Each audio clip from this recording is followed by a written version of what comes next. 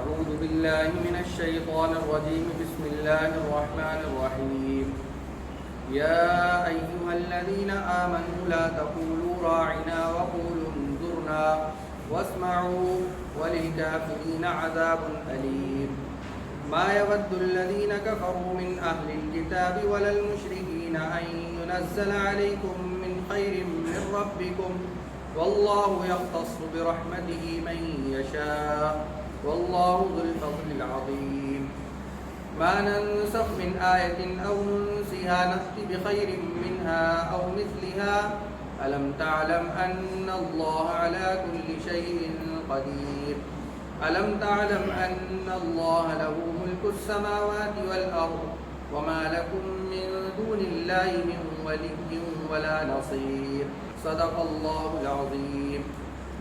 سورہ بقرہ کی آیت نمبر 104 سے 108 تک تلاوت کی گئی، جس کا ترجمہ ہے یا ایھا الذین آمنوا لا تقولوا راعنا وقولوا انظرنا واسمعوا، اے ایمان والو راعنا نہ کہو اور قولوا انظرنا کہو، انظرنا کہو، واسمعوا اور سنو، وللکافرین عذاب علیم کہ کافروں کے لیے دردناک عذاب ہے۔ ما يود الذين كفروا من أهل الكتاب والمشركين أن ينزل عليكم من خير من ربكم، کافر چاہے اہل کتاب میں سے ہوں یا مشرکین میں سے ہوں، کوئی یہ نہیں چاہتا کہ جو خیر تمہارے پروردگار کی طرف سے تمہارے اوپر اترتی ہے وہ اترے۔ واللہ یختص برحمتہ من یشاء، اور اللہ تعالیٰ اپنی رحمت جس کے ساتھ خاص کرنا چاہتے ہیں اس کے ساتھ خاص کرتے ہیں۔ واللہ ذو الفضل العظیم، اور اللہ تعالیٰ بڑے فضل والے ہیں۔ ما ننسخ من آیت او ننسیها نأتی بخیر منها او مثلها، جو بھی آیت اللہ تعالیٰ منسوخ کرتے ہیں یا اس کو بھلا دیتے ہیں اس سے بہتر یا اس جیسی کوئی دوسری آیت لے کے آتے ہیں۔ الم تعلم ان اللہ علی کل شیء قدیر، کیا آپ کو نہیں معلوم کہ اللہ تعالیٰ ہر چیز پر قادر ہے؟ الم تعلم ان اللہ لہ ملک السماوات والارض، کیا آپ کو نہیں معلوم کہ اللہ ہی کے لیے ہے آسمانوں کی اور زمینوں کی بادشاہت؟ وما لکم من دون اللہ من ولی ولا نصیر، اور تمہارا اللہ کے سوا کوئی حامی اور مددگار نہیں ہوگا۔ پیچھے جو سحر جادو کا تذکرہ کیا گیا تھا کہ یہودی جادو سیکھتے تھے اور اس جادو کے ذریعے سے لوگوں پر جو ہے اثرات ڈالتے تھے، جادو کرتے تھے، یا تو خاص طور پر جو قرآن پاک کے اندر ذکر کیا گیا ہے بین المرء وزوجہ ما یفرقون بہ بین المرء وزوجہ، کہ میاں بیوی کے درمیان تفریق پیدا کرتے تھے، درار ڈالتے تھے، نا اتفاقیاں پیدا کرتے تھے۔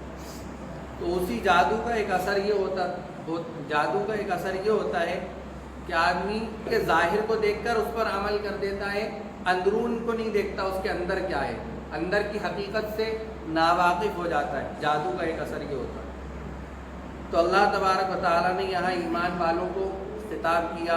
قرآن پاک کے اندر تقریباً 88 جگہ ایمان والوں کو خطاب کیا گیا ہے، یا ایھا الذین آمنوا، ان الفاظ سے۔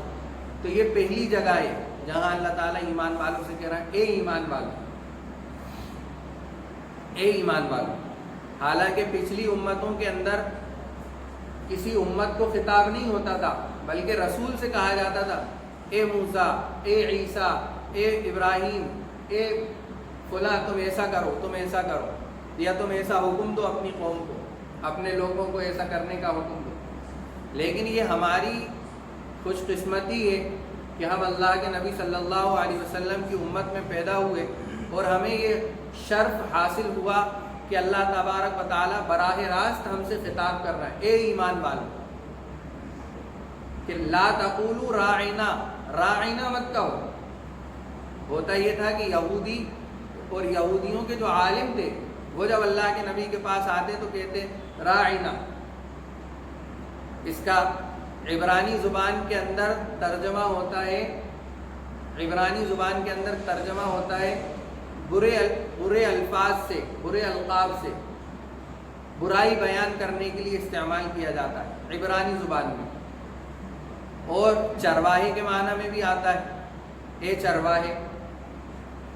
تو وہ یہودی علماء یہ جانتے تھے کہ اس کے کیا معنی ہے، اللہ کے نبی سے کہتے تھے راعنا، اور راعنا کے معنی ہوتے ہیں متوجہ ہونے کے عربی کے اندر، لیکن وہ عربی کے معنی مراد نہیں لیتے تھے یہودی، وہ عبرانی زبان کے معنی مراد لیتے تھے کہ برا ہو، جو بھی اس کے معنی ہو۔ تو مسلمان سمجھتے تھے کہ راعنا تو متوجہ کرنے کے لیے آتا ہے کسی کو اپنی طرف، ارے سنیے، اس طرح کہتے ہیں نا، ارے سنیے ذرا میری بات، توجہ چاہتا ہوں۔ تو مسلمان یہ سمجھتے تھے کہ یہ اس لیے استعمال کرتے ہیں، تو ان کے دھوکے میں آ کر بعض مسلمان بھی استعمال کرنے لگے تھے۔ تو اللہ تبارک و تعالیٰ نے اس دھوکے سے مسلمانوں کو بچایا کہ تم اندر کی حقیقت نہیں جانتے، تم ظاہر کو دیکھ رہے، ظاہر کو مت دیکھو، بلکہ ہم تمہیں جو حکم دے رہے ہیں وہ اس پر چلو کہ لا تقولوا راعنا، راعنا مت کہو، بلکہ کیا کہو، انظرنا، انظرنا کہو۔ اس کے معنی بھی وہی ہیں اور راعنا کے معنی بھی وہی ہیں، لیکن راعنا کے اندر شریروں نے شرارت کر دی ہے، اس لیے تم راعنا مت کہو، بلکہ کہو انظرنا۔ اگر تمہیں نبی کو متوجہ کرنا ہے تو انظرنا کہو۔ پھر فرمایا واسمعوا، اور سنو بھی، جو وہ بات کہیں اس کو سنو، ایسا نہیں کہ نہیں سنا پھر سوال کر دیا، نہیں سنا پھر سوال کر دیا، بار بار سوالات کرنے لگو۔ اس لیے جب نبی کچھ کہیں تو اس کو سنو بھی، غور سے سنو۔ وَلِلْكَافِرِينَ عَذَابٌ أَلِيمٌ، اور کافروں کے لیے دردناک عذاب ہے، جو اللہ کے نبی کا استہزاء کرتے ہیں، مذاق اڑاتے ہیں، جو اللہ کے نبی کا مذاق اڑاتے ہیں، ایسے انکار کرنے والوں کے لیے، ایسے کافروں کے لیے دردناک عذاب ہے۔ پھر آگے فرمایا ما یود الذین کفروا من اہل الکتاب والمشرکین، کہ چاہے وہ اہل کتاب میں سے ہوں یعنی یہودی یا مشرکین میں سے ہوں، کوئی یہ نہیں چاہتا کہ جو خیر اللہ کی طرف سے تمہارے اوپر نازل ہوتی ہے وہ نازل ہو۔ وہ یہودی اور مشرکین یہ چاہتے ہی نہیں ہیں کہ اللہ کی طرف سے تمہارے اوپر کوئی خیر نازل ہو۔ یہ تو اللہ تبارک و تعالیٰ کا فضل ہے کہ اللہ تعالیٰ جس کے لیے چاہتے ہیں خیر اتار دیتے ہیں۔ واللہ یختص برحمتہ من یشاء، کہ خیر کو اللہ جس کے ساتھ خاص کر دیں، وہ اللہ کی مشیت ہے، اللہ کی منشا ہے۔ ما شاء اللہ کان وما لم یشاء لم یکن، جو اللہ چاہتا ہے وہ ہو جاتا ہے اور جو نہیں چاہتا وہ نہیں ہوتا۔ تو اللہ نے جس کے ساتھ بھلائی کا ارادہ کیا ہے اس کے ساتھ بھلائی ہو کر رہے گی، اور جس کے ساتھ اللہ نے اس وقت مصلحت کے تحت کوئی بھلائی کا ارادہ نہیں کیا ہے تو اس کے ساتھ بھلائی نہیں ہوگی۔ اللہ نے جس کو عزت دینے کا چاہا ہے اس کو عزت ملے گی، جس کو جتنا دینا چاہا ہے اس کو اتنا ملے گا۔ یہ ہمارا یقین ہے، عقیدہ ہے اللہ کے ساتھ کہ اللہ تعالیٰ جتنا چاہتے ہیں اپنے بندوں پہ اتنا اس کی مصلحت کے اعتبار سے اور ان کے حالات کے اعتبار سے اتنا اتار دیتے ہیں۔ واللہ ذو الفضل العظیم، اور اللہ تعالیٰ بڑے فضل والے ہیں، بڑے فضل والے۔ رحمت کیا ہے کہ اللہ تبارک و تعالیٰ کوئی خیر تمہارے اوپر اتارے، یہ رحمت ہے۔ اور فضل کیا ہے؟ فضل وہ ہے کہ بغیر کسی یعنی بغیر کچھ کیے اللہ تبارک و تعالیٰ جو تمہیں دیتے ہیں وہ فضل ہے، جس کو کہتے ہیں نا بونس ملتا ہے نا، کوئی چیز خریدی آدمی نے اتنا بونس ملا، اسی لیے آتا ہے حدیث پاک کے اندر کہ ہم دعا کرتے ہیں کہ اللہ اپنے فضل سے ہمیں جنت میں داخل کرو۔ فضل کا مطلب کیا ہوگا کہ ہمارے اعمال کے بدلے میں نہیں، بلکہ آپ بغیر کسی بدلے کے، بغیر کسی محنت کے، بغیر کسی مشقت کے، بغیر کسی مجاہدہ اٹھائے ہوئے آپ ڈائریکٹ ہمیں جنت میں داخل کر دیں اپنے فضل سے۔ فضل کا مطلب یہ ہوتا ہے کہ آدمی نے کچھ کیا ہی نہیں اور اس کو فری فوکٹ کا کوئی انعام مل گیا، یہ ہوتا ہے فضل۔ تو اللہ بڑے فضل والے ہیں۔ میں نے گزشتہ تفسیر میں ایک واقعہ بھی سنایا تھا، ایک بنی اسرائیل کے عابد کا بڑے 1000 سال تک عبادت کی اور اپنی عبادت پہ بڑا غرور اور گھمنڈ تھا کہ ارے میں نے تو اتنے 1000 سال پلک جھپکنے کے برابر بھی اللہ کی نافرمانی نہیں کی، حکم ہی مانا ہے میں نے ہر حال میں، تو میں تو اپنے اعمال کے بدلے میں جنت میں جاؤں گا۔ کہا کہ جاؤ جہنم کا دورہ کرا کے لاؤ۔ 2 گھونٹ پانی میں سارے 1000 سال کی عبادت چلی گئی۔ تو اس لیے اپنے اعمال پر اللہ سے شرمندہ بھی ہونا ہے اور امید بھی رکھنا ہے کہ پتہ نہیں میرا عمل قبول ہوا کہ نہیں ہوا. یہ اس طرح ڈرتے بھی رہنا ہے لیکن عمل کرتے رہنا ہے، کرتے رہنا. اس ڈرنے کی وجہ سے اللہ قبول کر لیں گے، اس ڈرنے کی وجہ سے اللہ قبول کر لیں گے. اور جو یہ سوچے کہ ارے میرے تو عمل قبول ہوتے ہی ہیں، تو پھر اللہ تعالیٰ کو ایسے اعمال کی ضرورت نہیں. پھر آگے فرمایا ما ننسخ من آیت، کہ اللہ تعالیٰ کسی آیت کو منسوخ کرتے ہیں، ختم کرتے ہیں، او ننسیا، یا اس کو ذہنوں سے بھلا دیتے ہیں، یا اس کے الفاظ بھی ختم کر دیتے ہیں، نأتی بخیر منہا او مثلیہا، تو اس سے بہتر یا اس جیسی آیت لے کر آتے ہیں. الم تعلم ان اللہ علی کل شیء، کیا تمہیں معلوم نہیں کہ اللہ تعالیٰ ہر چیز پر قادر ہے. یہ ایک پس منظر ہے اس آیت کا.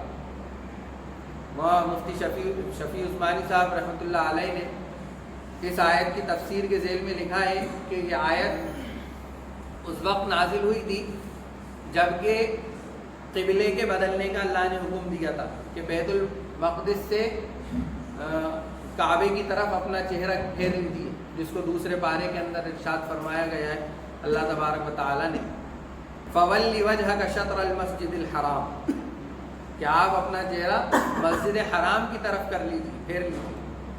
تو یہودی اور مشرکین کہنے لگے کہ کیا ہے تمہارا یہ، کبھی کچھ کہتے ہیں تمہارے نبی، کبھی کچھ کہتے ہیں تمہارے نبی، ایک بات پہ رہتے ہی نہیں.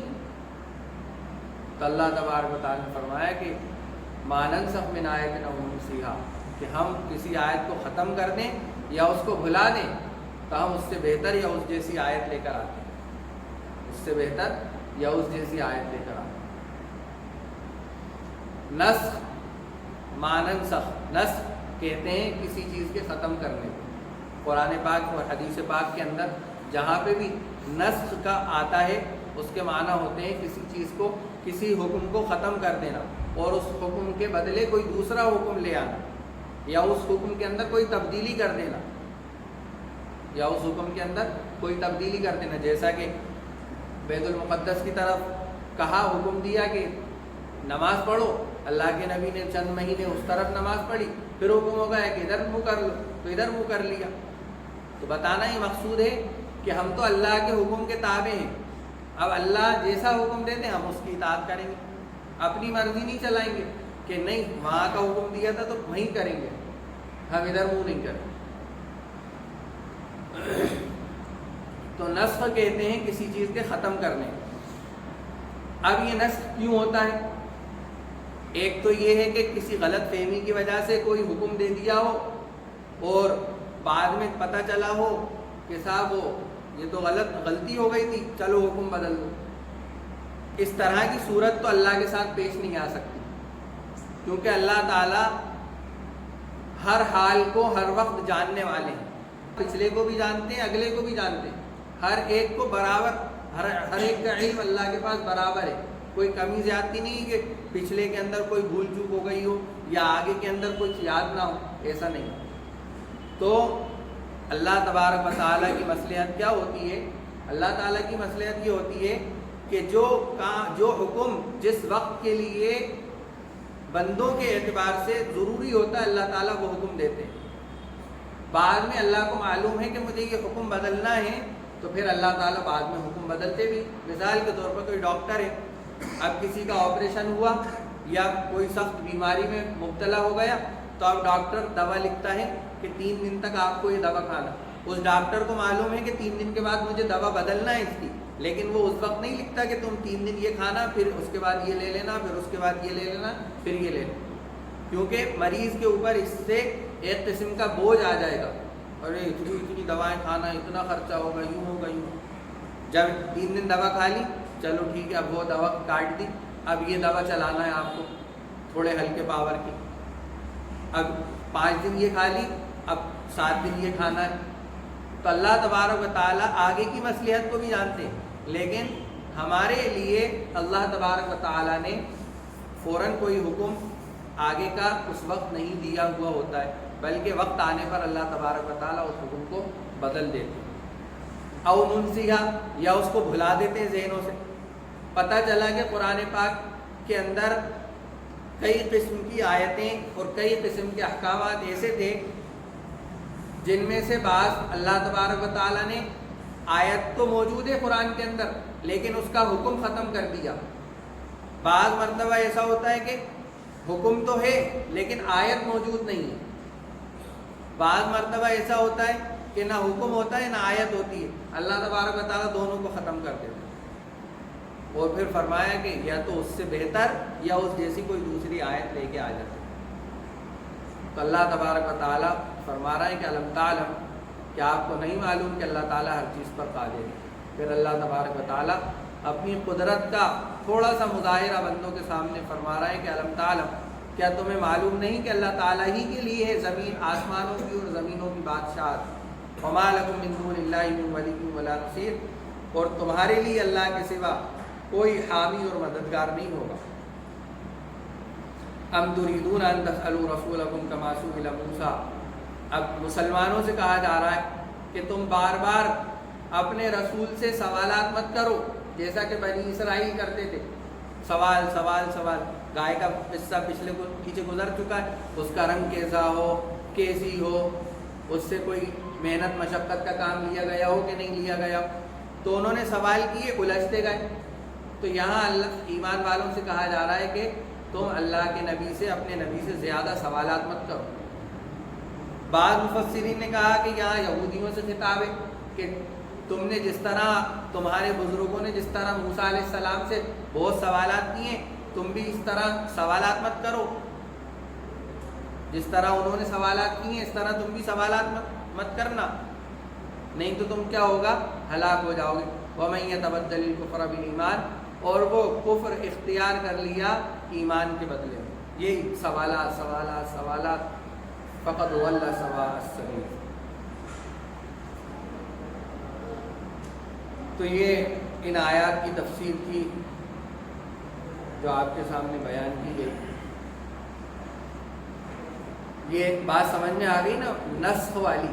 قرآن کے اندر اور احادیث کے اندر بہت سارے احکامات ایسے ہوتے ہیں جن کو ایک کہا جاتا ہے ناسخ اور منسوخ. یعنی ناسخ جو حکم ختم کر دیا گیا, اور منسوخ جس دوسرا حکم, جس دوسرے حکم نے اس پہلے حکم کو ختم کیا. دوسرا حکم جس دوسرے حکم نے اس حکم کو ختم کیا وہ کہلاتا ہے منسوخ. تو یہ سلسلہ جو ہے شروع سے چلا آ رہا ہے. عیسیٰ علیہ السلام کو کتاب دی انجیل, پھر موسیٰ علیہ السلام کو کتاب دی تورات, پھر انجیل نازل ہوئی تو اس نے عیسیٰ علیہ السلام کی کتاب, موسیٰ علیہ السلام کی کتاب کو منسوخ کر دیا. پھر قرآن آیا تو قرآن نے ساری کتابوں اور سارے صحیفوں کے احکامات کو منسوخ کر دیا, ختم کر دیا کہ اب کسی کا حکم نہیں چلے گا, اب جو حکم چلے گا قرآن کا چلے گا. قرآن کے اندر بھی بہت سارے احکامات بندوں کے اس وقت کے اعتبار سے ایسے نازل ہوئے جنہوں نے پچھلے احکامات کو ختم کر کے اگلا نیا حکم لگا دیا. مثال کے طور پر پہلے عدت جو ہے متوفا عنہا کی, یعنی جس کا شوہر مر جائے اس کی عدت 1 سال تھی, اس حکم کو ختم کر کے کیا حکم لا دیا, 4 مہینے 10 دن. حالانکہ 4 مہینے 10 دن کی جو ہے اس کے اندر آیت موجود نہیں ہے قرآن پاک کے اندر, لیکن حکم ہے, حکم موجود ہے. تو اس طرح سے احکامات اللہ نے ختم کیے ہیں اور دوسرے نئے احکامات بندوں کے مزاج کے اعتبار سے اور بندوں کی مصلحت کے اعتبار سے نئے احکامات نازل کیے. سبحان اللہ و بحمدہ, سبحانک اللہم و بحمدک, نشہد ان لا الہ الا انت, نستغفرک و نتوب الیک. سبحان ربک رب العزة عما یصفون و سلام علی المرسلین والحمد للہ.